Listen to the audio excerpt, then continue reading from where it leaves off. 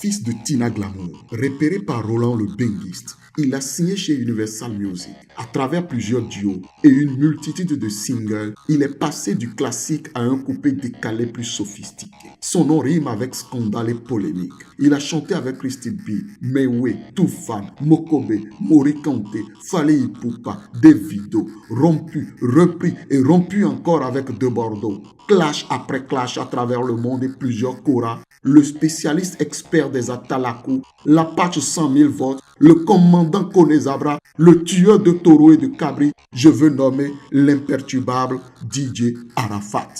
Yara, je t'attendais pour chanter.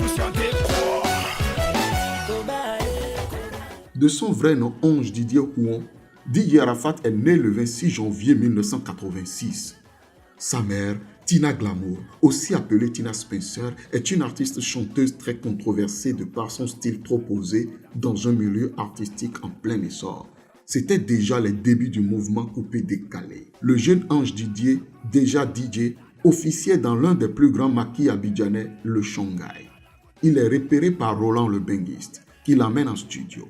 Il sort une œuvre discographique qui le révèle au grand public grâce au morceau Hommage à Jonathan.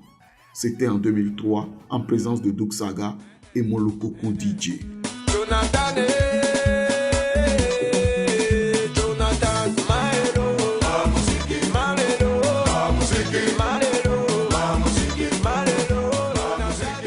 Surnommé Arafat par les Libanais d'Abidjan, le jeune Ange Didier décide de faire de ce surnom son nom de scène. DJ Arafat est ainsi né. Sollicité en France grâce à cet album, le promoteur de spectacle Désiré Kouadio lui organise une tournée. 2005, pour son second voyage en France, il décide de s'installer dans la capitale française malgré l'expiration de son visa.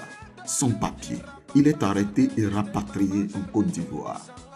Il n'en fait pas un drame, car la même année, il sort un deuxième album intitulé Femme. En 2007, le célèbre single Abidjan Paris, en duo avec Christy B, le confirme.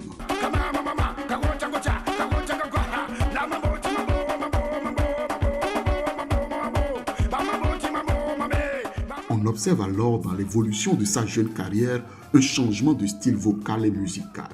Il passe du coupé décalé classique des premières heures de ce mouvement musical à un coupé décalé plus sophistiqué.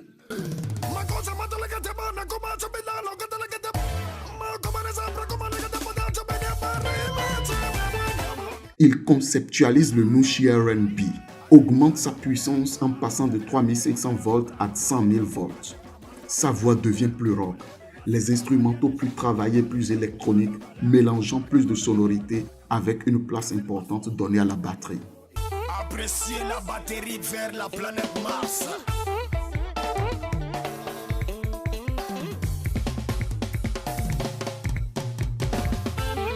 C'est la naissance de l'African Rock et de l'African Electro, avec en prime une remise à jour de la glam et jazz initiée une dizaine d'années plus tôt par le béninois Sagoran Danialo.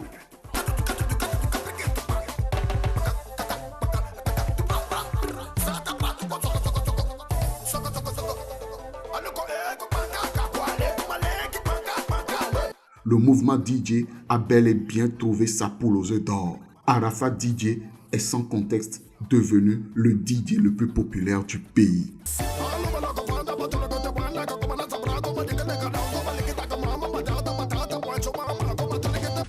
Août 2009, après une dispute de leadership, Arafat se sépare de son binôme De Bordeaux Lekoufa, avec lequel il a connu le plus de succès. En septembre 2009, s'ouvre un clash au niveau musical avec le chanteur DJ 5 étoiles qui lui reproche d'avoir plagié l'instrumental de son single Sankebe.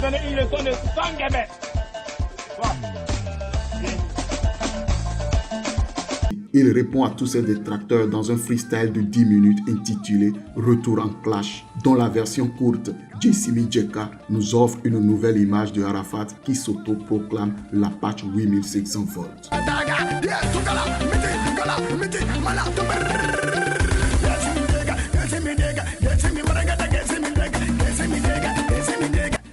Décembre 2009, Les deux stars de Yopougon, Arafat et De Bordeaux, se réconcilient et donnent pour l'occasion un concert live gratuit d'1h30 dans un gigantesque maquis sur la mythique rue Princesse.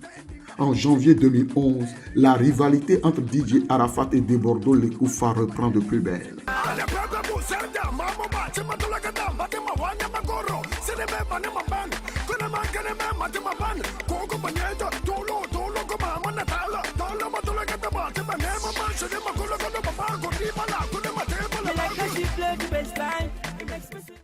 DJ Arafat a signé chez Universal Music, un des majeurs de la world music côté production.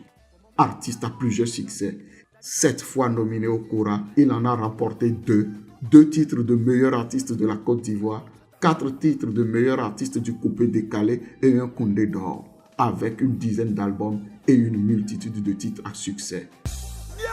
Oh, veux-tu arrêter tes incantations? J'ai déjà 100 ans de protection.